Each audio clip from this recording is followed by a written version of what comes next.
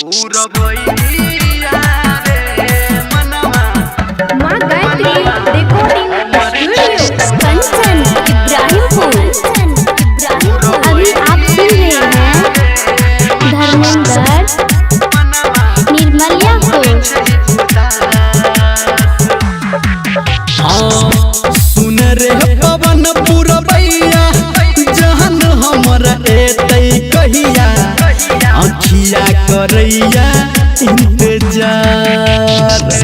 सुन रे पवन पुरबैया जहन हमरा एतै कहिया अखिया करैया इंतजार। ससुरा ओकर छही बहुत दूर रे हमारा लेका नहीं तो हेतै जरूर रे।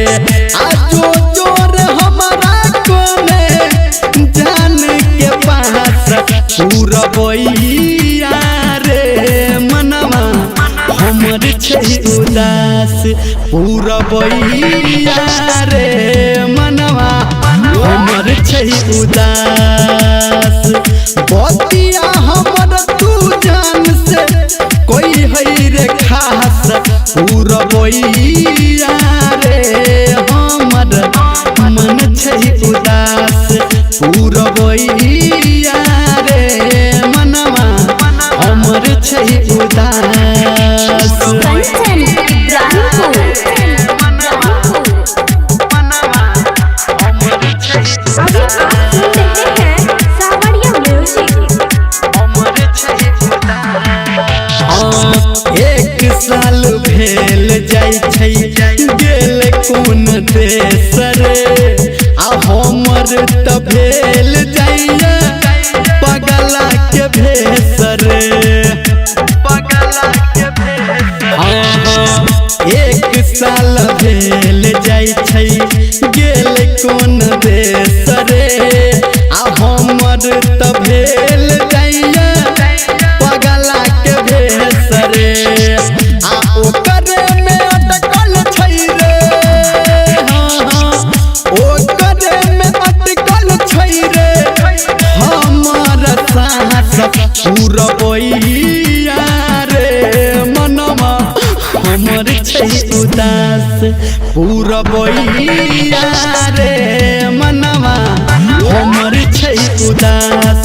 पूरा बइया रे मनवा हमर छै उदास। कंचन इब्राहिमपुर।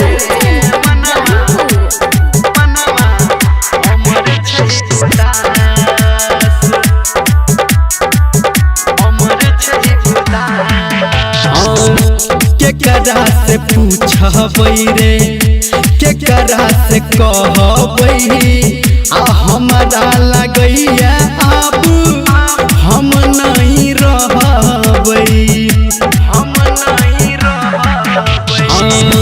केकरा से पूछबै रे केकरा से कहबै आ हमरा लगैया अब हम नहीं रहबै।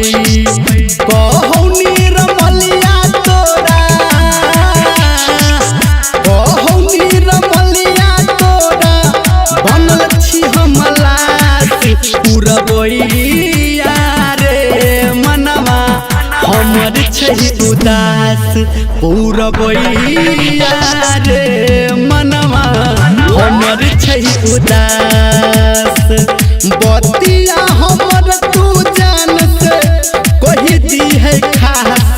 पूरा बइया रे मनवा हमर छै उदास। पूरा बइया